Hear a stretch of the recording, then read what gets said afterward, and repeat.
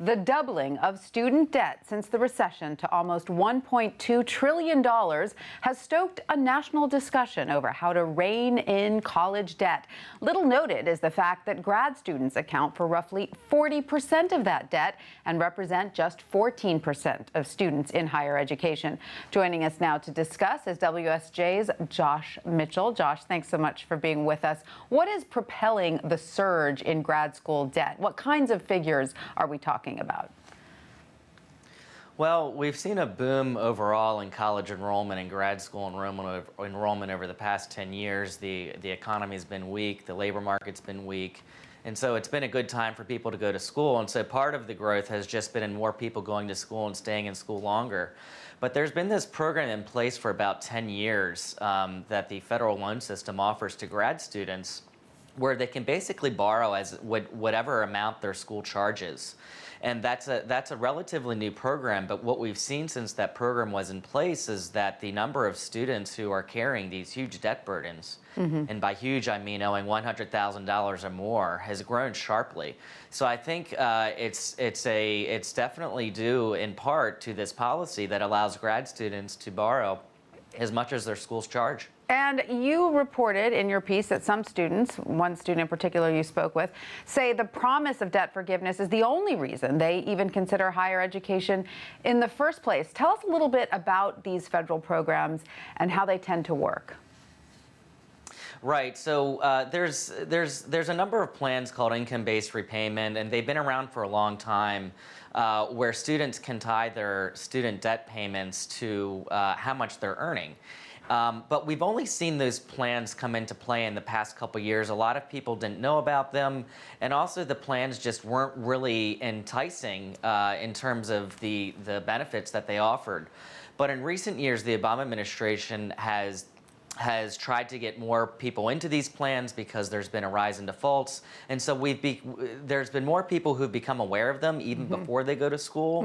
And what we're seeing is some people who, if they otherwise would see these prices and be scared off by them, they're now thinking to themselves, you know what, I come out, they'll be tied to my income. It's not that much of a risk. Josh, weren't these programs put in place to encourage people to go into public sector fields that perhaps didn't pay as much?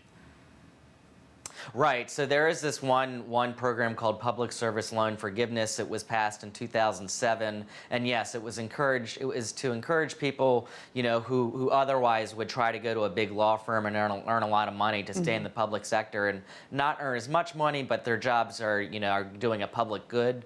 And so we have seen more people try to take advantage of that. There are some flaws in that program because a lot of doctors, for example, work for hospitals that are nonprofits. So they're making decent amount of money, but they might also qualify for public service loan for forgiveness under the plan. So critics say there are some people who are getting their debt relieved who could probably afford to pay it off.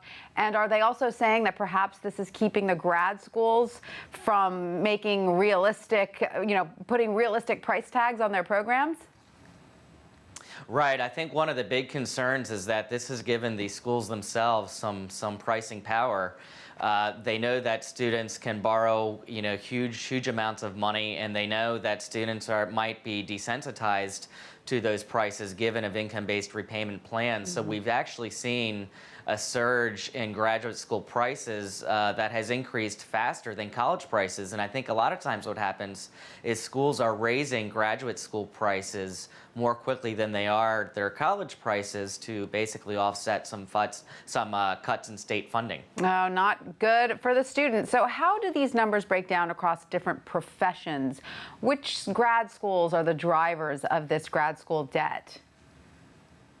Well, some of the biggest debt loads have come from law schools, and I must say that the most recent data for some of this stuff goes to 2012, but it is a good marker of how far these debt loads have risen. So, the typical student who left law school in 2012 owed about $140,000 or more.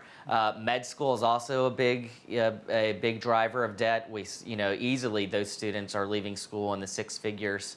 But even those who are getting masters are leaving school with a lot more debt than they were 10 years ago. So it's been a pretty big increase across the board. Now, how can students pay for grad school without taking out big loans? I mean, don't many schools offer grad students fellowships or teaching and research jobs? I mean, those obviously aren't going to cover the entire cost of going to grad school, but isn't that traditionally how people got through grad school? Yes, I think there are several things you can do. I think one thing you need to do is look at the return on investment. So it's not necessarily a bad thing if your school has a big price tag. If your school has a good track record of its students going on to decent paying jobs. Sure. And so, for example, med school, we know that doctors make a lot of money. So, it's not really that much of a burden if you leave medical school with six figures in debt, because you're going to make six figures. Right. But I think there are a number of things you can do. You can save early. I think there's been a bigger emphasis on parents who are saving for their children to go to school. Also, a lot of this debt is people who take on expenses as living expenses. And so there are a lot of instances where students don't realize that they don't have to borrow as much as the school says they should be. For example, if they say that you should take out this much debt for rent, but your rent isn't that high, you don't have to take out that much debt. Right. So I think that's one thing that students should also look at. Do they really need as much debt for the living expenses that the schools say they do? And Josh, finally, how much responsibility do the grad programs have to not churn out degrees if their graduates are being crippled by debt or the jobs aren't there for them?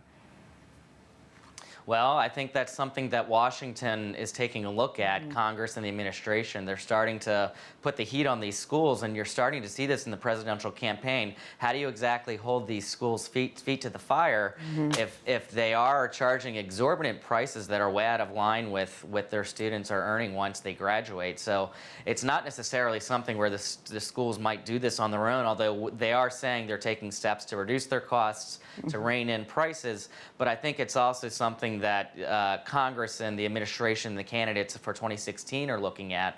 And so we might see more action there. All right, Josh Mitchell, thank you so much for all that. Sure.